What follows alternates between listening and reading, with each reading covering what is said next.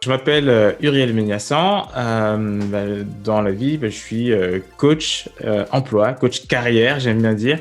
Donc, je vais aider les gens à rebondir dans leur carrière, à faire en sorte, au lieu que ça soit linéaire, qu'ils fassent des sauts quantiques, et notamment lorsqu'ils arrivent à un moment où ils sont peut-être sans emploi, suite à un licenciement ou autre, ou parce que ils commencent à s'ennuyer, ou ils sont pas bien dans leur boîte. Et donc, là, l'idée, c'est de mettre en place des stratégies pour les aider à retrouver un emploi qui les épanouisse. Et donc, je suis aussi l'auteur de 2 livres, et bientôt 3. Donc, le premier, c'est Décrocher le job de vos rêves en 5 rounds, que tu connais bien, Florine. Et puis, le deuxième, qui est le CV et la lettre de motivation. Mettez du punch dans vos candidatures. Voilà, donc ça c'est mon métier. Donc c'est pas juste de la technique de CV et de lettre de motivation, c'est beaucoup plus que ça. L'idée c'est vraiment d'aider les gens à se remotiver, à reprendre confiance et puis à mieux comprendre comment fonctionne justement le domaine de la recherche d'emploi, la réflexion des recruteurs, etc. C'est du reconditionnement mental. En fait, on essaie de se reconditionner mentalement pour justement être prêt à surmonter les épreuves qu'on a devant nous. Un peu comme un grand sportif. Exactement. Et c'est pas pour rien que j'utilise beaucoup le domaine de la boxe. Donc, tu vois, sur mes livres, c'est vraiment un gant de boxe qui sort. Je parle de décrocher le job de vos rêves en 5 rounds. C'est dans la boxe aussi. Tu vois, j'ai des gants de boxe qui sont là. J'ai des petits points. J'ai Mohamed Ali là sur les tableaux. Donc, la boxe, c'est un sport que je pratique et qui m'inspire beaucoup pour la recherche d'emploi parce que j'entends souvent les gens qui me disent oui, un CV percutant, ça m'a mis KO cette recherche d'emploi, et donc je me suis dit tiens, en plus c'est un sport que je pratique, ça faisait sens, et donc ça parle beaucoup aussi aux gens.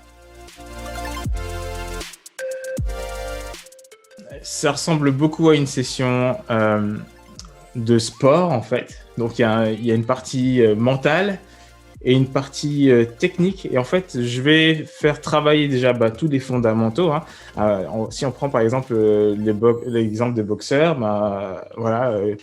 gauche, droite, crochet sont des mouvements de base, mais qui vont quand même travailler. Ils vont pas dire oh, c'est bon, moi je suis pro, je fais plus ça. Donc on va forcément travailler des fondamentaux par rapport aux outils, CV, lettres de motivation, etc. Mais c'est pas le plus important parce qu'un boxeur, avant un combat, il a ce qu'on appelle une préparation mentale.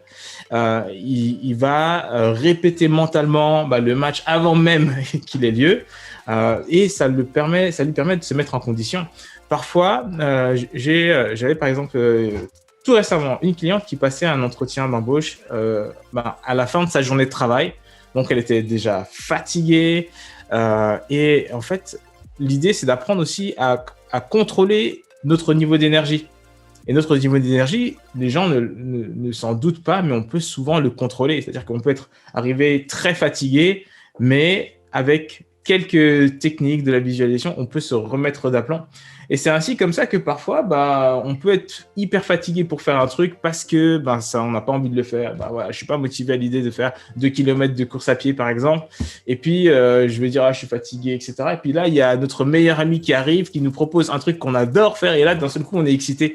Là, en fait, notre niveau d'énergie a augmenté parce que mentalement, il y a quelque chose qui a de l'intérêt pour nous. Et l'idée, c'est de faire exactement la même chose avec la recherche d'emploi, de manière à ce que les candidats soient très, très hauts en énergie lorsqu'ils font les différentes étapes indispensables pour trouver un emploi. Ouais, alors c'est vraiment, merci pour cette question, elle est vraiment intéressante parce que je pense que il y en a qui font des diplômes et qui n'ont pas mon job. Moi, j'ai pas le diplôme pour le job que je fais aussi. Quand j'étais plus petit, je voulais devenir médecin. Donc, vous imaginez, Uriel, le chirurgien, c'était ça mon truc. Mais et puis, je sais plus exactement pourquoi. À un moment donné, ça me disait plus rien. Puis, j'avais pas trop quoi faire. Et c'est vrai que quand on est en terminale, on ne sait pas toutes les possibilités. Donc, on choisit parce que il y a les copains qui disent que ça c'est bien. Et moi, c'était un peu mon cas. Donc, j'ai un copain qui me disait, ben ouais, écoute, il y a une formation, on va apprendre à faire de la radio, de la communication, du montage vidéo, de la 3D. Je dis, oh, ça a l'air cool. Tu t'inscris? Ouais, bah écoute, c'est quoi, moi aussi. Et c'est comme ça que ça a démarré. Donc, ce qui est drôle, c'est que mon pote, lui, n'a pas été pris dans cette forme, alors que j'y suis allé pour aller avec lui quand même. Je me suis retrouvé tout seul là-bas. Et puis, ben voilà, c'était un peu une formation crash test. Donc, à la fin, c'était la première fois, non, la deuxième fois deuxième promo qu'on était. Et puis, bah, du coup, au terme de débouché, c'était pas terrible. Donc, j'ai changé. J'ai pas trouvé quelque chose qui me plaisait vraiment. Et donc ça, c'est le parcours universitaire. Puis je suis allé dans un premier emploi où je me suis ennuyé pendant de très longues années. Et en fait, moi, je le savais pas, mais c'est ça, en fait, le début de l'histoire. C'est que Uriel, en fait, il était à un moment donné dans un poste dans lequel il s'ennuyait. Et il était juste terrorisé à l'idée de chercher un emploi. Et je reviendrai un petit peu là-dessus après. Mais toujours est-il que je me suis dit à l'époque, bon, puisque je ne sais pas ce que je veux faire, et en même temps, le diplôme que j'ai passé ne vaut plus grand-chose maintenant, parce que c'était dans l'informatique et que ça évolue très, très vite. Les normes, les standards ont très vite changé. Je me suis dit que bon, je vais commencer à chercher un emploi, et puis... mais je vais pas le faire vraiment tout de suite. Je vais commencer à me renseigner comment on fait, etc. Je vais, quitte à me former, lire plein de bouquins. Et chez moi, j'ai une pile de bouquins de recherche d'emploi que je lisais à l'époque parce que je me disais qu'il fallait que je trouve la formule parfaite. Et quand j'aurai la formule parfaite, alors j'irai chercher un emploi pour moi. Et en fait, ce qui s'est passé, c'est que ça m'a tellement fait vibrer de partager ces connaissances-là, de comment est-ce qu'on trouve un emploi, que j'ai décidé d'en faire mon emploi. Donc, j'ai jamais eu l'occasion de chercher un emploi pour moi après, puisque j'ai décidé de me créer mon propre emploi en devenant entrepreneur et coach. Ce qui me fait vibrer, c'est vraiment le sens, en fait. Pour moi, je considère déjà que la carrière, c'est le domaine le plus important de notre vie. Et pourquoi je dis ça? C'est pas que je suis un mordu du travail ou que le travail est plus important que la famille, plus important que son épanouissement personnel. Mais par contre, c'est le domaine qui a une répercussion sur tous les autres, en fait. C'est par le travail que des gens décident de se permettre d'avoir les moyens d'avoir des enfants. Quand on y pense, c'est fou. C'est par le travail que on peut offrir à son conjoint, à ses enfants, à ses parents, des cadeaux pour Noël, des cadeaux pour l'anniversaire. Et en fait, on ne se rend pas compte, mais la carrière a vraiment une répercussion sur tous les domaines de notre vie. Famille, couple, développement personnel, même le sport, en fait. Quand on est bien au travail, c'est beaucoup plus facile d'être dans une dynamique sportive. Et donc, je considère, moi, aujourd'hui, que j'ai vraiment ce talent, ce mandat, c'est ma responsabilité, en fait, d'aider les gens. Et moi, ma vision, c'est vraiment d'aider des millions 10 millions d'actifs précisément dans les 5 prochaines années à être épanouis dans leur carrière. Et du coup, en fait, juste de faire ça, je sais que je me lève, en fait, j'ai une mission spéciale, rien que pour ça. Et ce matin, je me souviens, j'avais une de mes clientes qui elle m'a juste écrit un message et elle me disait, ouais, en ce moment, avec ce qui se passe, je suis en plein doute et j'ai perdu confiance. Et j'ai décidé que, tiens, je vais l'appeler, en fait. Et c'était prévu de l'appeler juste 15-20 minutes pour essayer un peu de la rebooster. Au final, on est resté plus d'une heure au téléphone. Alors que j'avais d'autres choses prévues, effectivement, mais c'était important pour moi de prendre ce temps-là. Et on a terminé la session, elle était vraiment galvanisée. Et en fait, ça fait vraiment sens pour moi. Donc, quand je me lève le matin, c'est quelque chose qui me donne envie de déplacer les montagnes. Mais évidemment, ce que les gens ne se rendent pas compte, c'est que le métier de coach, c'est un métier qui est très gourmand en énergie. Pourquoi? Parce que toute la journée, en fait, on transmet.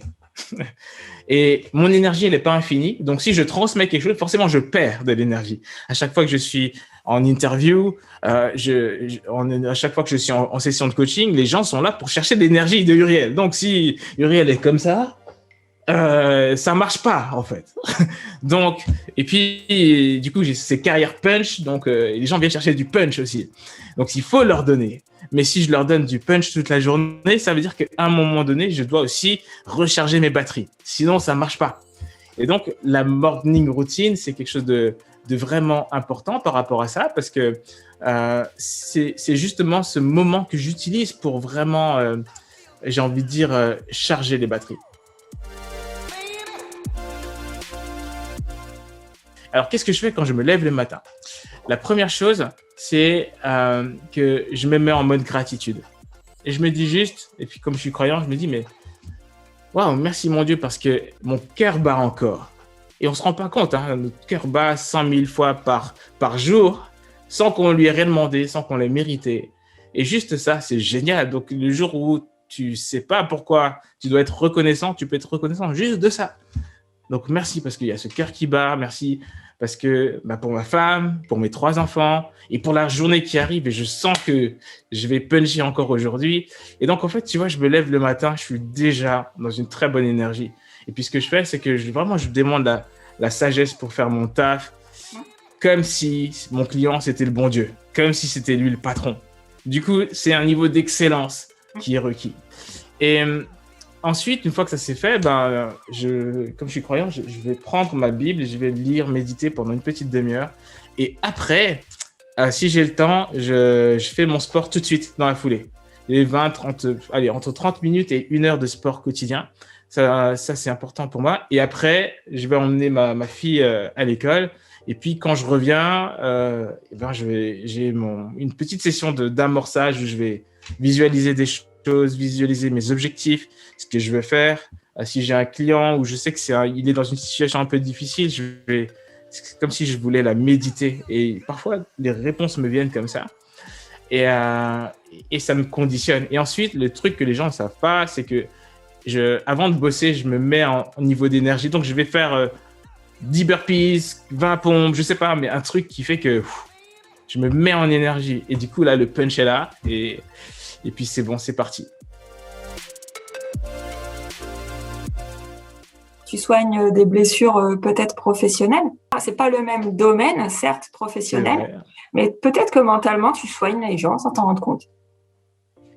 Eh ben, Florine, je te remercie parce que tu vois, j'avais jamais fait ce rapprochement-là. Et ouais, tu as complètement raison parce que les personnes que j'ai en session de coaching, elles viennent telles qu'elles sont et on est tous cabossés. C'est-à-dire que nos parents, notre entourage, à l'école peut-être, on nous a blessés par moments. Et ces blessures qui viennent de l'enfance, elles ont une répercussion sur notre manière de voir la recherche d'emploi, sur notre manière de voir la carrière. Par exemple, je me souviens d'une cliente qui avait été rejetée par son père quand elle était adolescente. Et du coup, elle vivait très mal les entretiens d'embauche lorsqu'on lui disait non, on ne vous garde pas. Elle le vivait comme un rejet encore. Et donc, ça, c'est quelque chose qu'en coaching emploi, on travaille aussi également parce qu'à un moment donné, c'est important d'apprendre à faire une autre lecture des choses.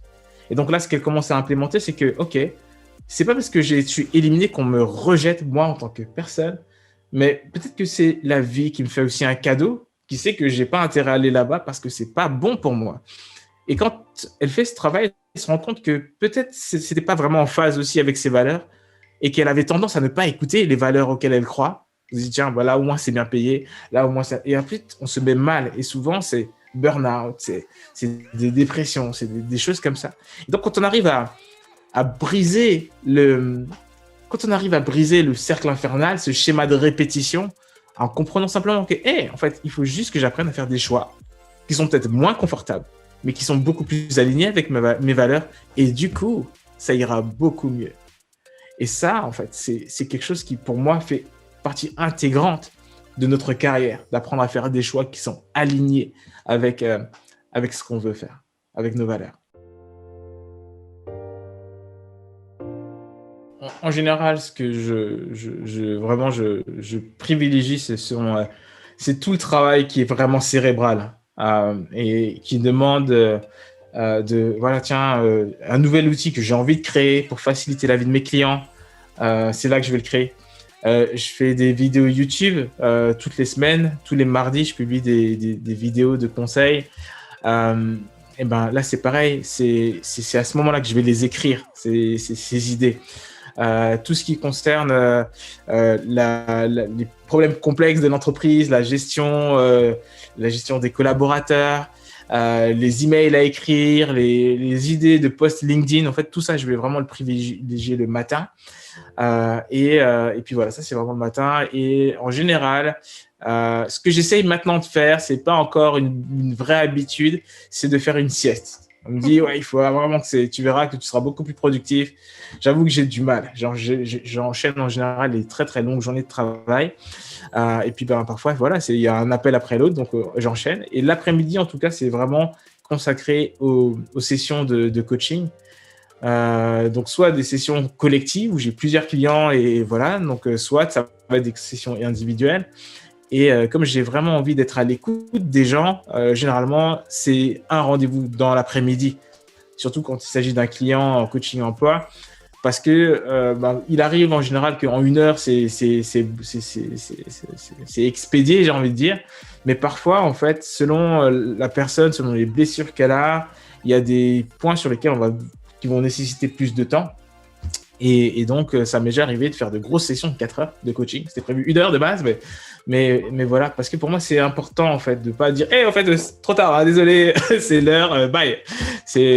Non, j'ai pas envie d'enchaîner les choses comme ça, parce que pour moi, je suis pas là pour faire du quantitatif, je suis vraiment là pour faire du qualitatif. Et un être humain, voilà, c'est pas un sac de riz, c'est pas, voilà, on peut dire, ouais, tu pèses 90 kilos et non, c'est pas juste ça, c'est vraiment une personne. Et du coup, parfois, il faut être prêt aussi à prendre le temps pour écouter ces gens-là. Donc, c'est un livre sur l'entretien d'embauche qui est très intéressant. Et en fait, l'idée, c'est vraiment de rentrer en profondeur et de dire que des choses qui ne sont pas dites ailleurs, de vous montrer vraiment la véritable règle du jeu de l'entretien d'embauche, où souvent on pense, par exemple, si je peux en donner un exemple, une des croyances qu'ont souvent les personnes en recherche d'emploi ou en préparation d'un entretien, ils se disent il faut que je prépare mon entretien. Alors, comment ils vont faire? Ils vont aller sur Internet, Google, machin, les questions les plus fréquentes posées en entretien. OK, parlez-moi de vous. OK, qualité, défaut, etc. Et il y en a quelques-unes comme ça, d'accord? Bon. Et ce qui peut très bien arriver, et ce qui arrive tout le temps d'ailleurs, c'est que bizarrement, les questions qu'on a préparées, c'est pas celles qu'on a pendant l'entretien. C'est un peu comme quand à l'époque on était à l'école et puis on disait le prof de maths, voilà, tiens, j'ai préparé, j'ai refait tout ce cours, cet exercice, on sait pas quel sujet il va prendre et évidemment tout ce qu'on n'a pas préparé, c'est ça qui tombe. Donc ça nous poursuit même dans la carrière. Et en fait, l'idée c'est vraiment de dire aux gens arrêtez en fait de préparer des questions parce qu'en fait les questions, il existe plus de 400 questions qui peuvent être posées en entretien d'embauche. Donc, si vous dites, à moins que vous préparez les 400, mais c'est juste infernal, vous pouvez pas. Et le truc, c'est que en fonction que le recruteur, il ait mangé des lasagnes, un kebab, de la salade, il va pas vous poser les mêmes questions. Il aura pas le même niveau d'énergie. Il va pas percuter de la même manière. C'est préparer toutes les réponses, toutes les choses que vous voulez absolument dire. C'est un peu comme si vous faites votre liste de courses. Vous allez, généralement, si vous voulez respecter votre budget, vous faites votre liste de courses et ensuite, vous allez dans le magasin et vous dites « Oh, les œufs, check. Les pâtes, check. » OK ? Si vous y allez sans liste, en fait, vous allez revenir avec des trucs que vous n'avez pas du tout prévu de prendre et votre facture va être plus importante que prévu aussi. Donc, l'idée, c'est de faire exactement la même chose. Quelles sont les histoires que vous voulez absolument raconter aux recruteurs ? Quelles sont les anecdotes ? Quels sont les résultats probants de votre parcours que vous devez absolument lui raconter? Et une fois que vous avez cette liste-là, vous allez vous débrouiller pour la raconter. Je vous donne un petit exemple. Imaginons que votre truc, c'est que vous savez parfaitement gérer les crises entre services. Bon. Le truc que vous pouvez faire, c'est que vous savez que ça, quoi qu'il arrive, vous allez le dire. Donc, OK, si jamais il me demande de me présenter, je vais dire « Oh, moi, un des trucs, c'est que je sais parfaitement gérer les crises entre services. » Par exemple, et là, je raconte mon histoire. OK? Mais imaginons, le recruteur ne me demande pas de me présenter. Ça peut arriver. Si il me demande quelle est ma qualité, une de mes qualités, c'est que moi, je sais parfaitement gérer les crises entre services. Par exemple, et là, je raconte mon histoire. Et boum, je l'ai encore placé. Si on me dit D'après vous, pourquoi est-ce qu'on devrait vous prendre vous plutôt comme oh, vous m'avez expliqué que chez vous, vous avez des problèmes entre les services. Et il se trouve que ça, c'est vraiment mon truc. Par exemple, et là, je raconte mon histoire. Et vous voyez, en fait, avec 3 questions différentes, je viens de placer 3 fois la même histoire. Donc, réfléchissez à quelles sont les histoires que vous voulez placer. Et ensuite, entraînez-vous à les sortir, quelles que soient les questions qui sont posées en face. Et là, je vous garantis que vous allez être celui ou celle qui est au contrôle de l'entretien.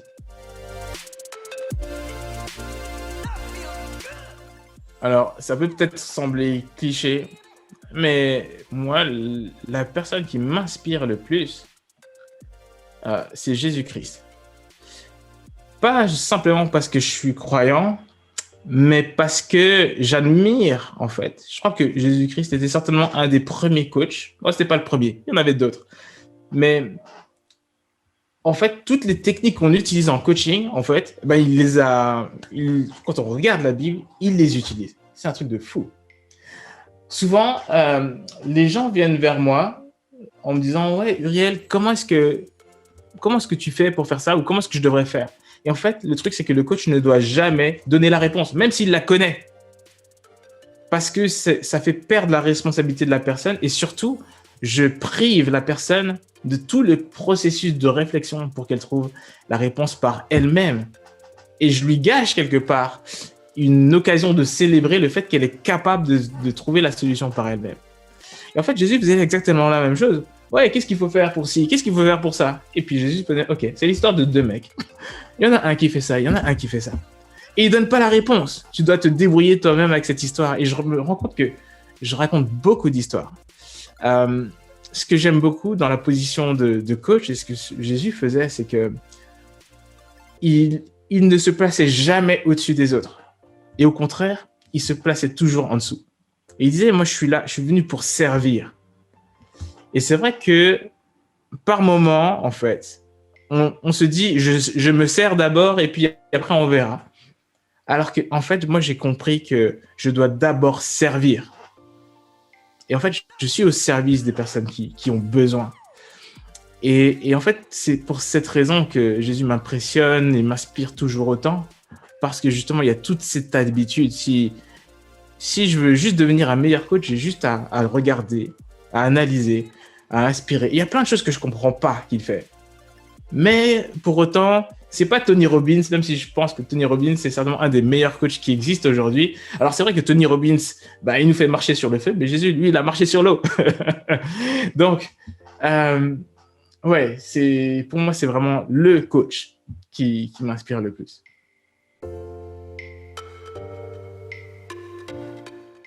Oui. Alors, comme je disais tous les matins, je lis la Bible, ça m'accompagne tout le temps. Mais par contre, c'est pas la seule chose que je lis plein de bouquins. En ce moment, c'est John DeMartini qui est mon livre de chevet, je sais pas si je l'ai là. Ouais, John DeMartini qui est un coach, auteur, conférencier américain. Et ce que je trouve juste génial chez lui, c'est la sagesse, en fait. Donc, à un moment donné, on fait un peu la course. Tiens, tu connais la dernière technique marketing, tu connais le machin. On cherche un peu les choses à la mode. Et puis, à un moment donné, ça passe. Et puis, on se met à rechercher quelque chose qui est supérieur à la connaissance. C'est la sagesse. Parce que la sagesse te permet justement d'utiliser de façon sage les connaissances. Et du coup, en ce moment, je crois que j'en suis vraiment à cette étape-là. Et donc, le livre que je lis en ce moment, c'est How to make one hell of a profit and still get to heaven. Donc, une traduction un peu en française hasardeuse serait de dire comment faire un profit d'enfer tout en allant au paradis. Et donc, le titre a l'air un peu bizarre, mais c'est très, très profond. Donc, voilà, ça, c'est mon livre de chevet du moment. Mais la semaine prochaine, ça en sera un autre, très certainement.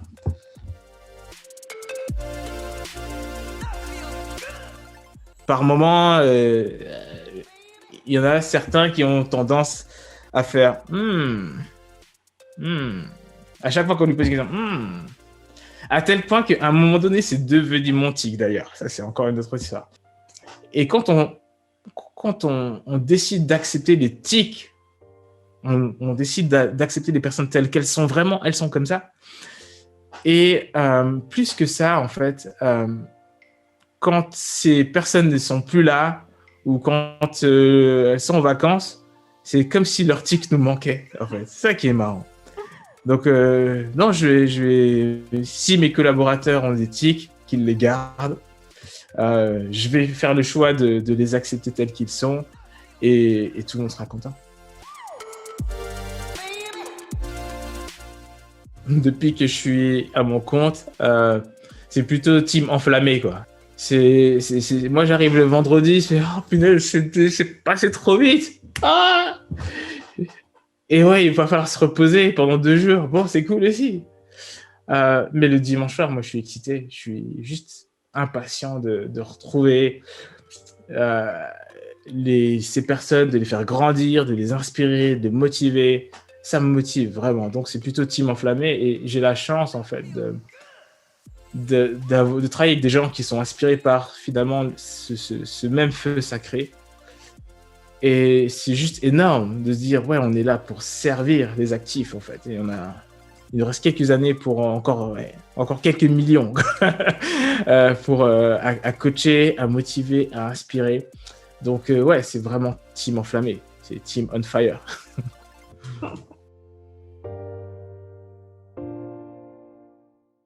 Allez, quelques strophes.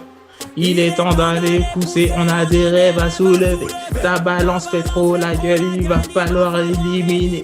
Faut souffrir pour être beau, pour pas se faire photoshopper.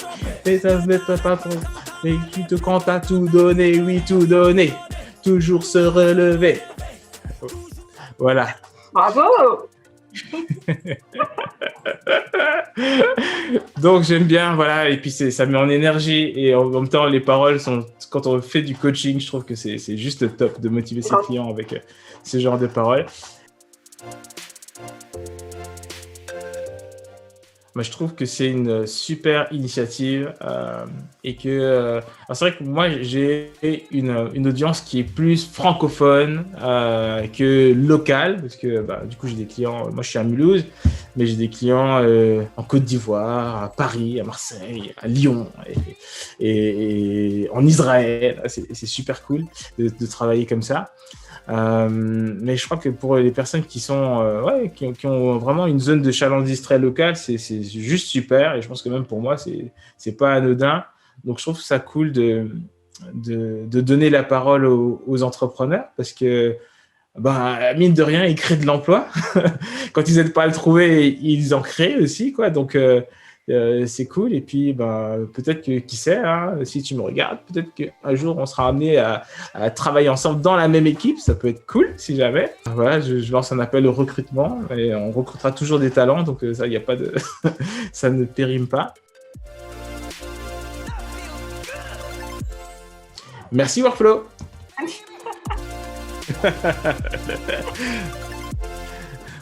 peux y aller. On sent le punch. Je vais balancer un tic sur l'un de tes collègues. C'est le moment de lui dire d'arrêter. Hein.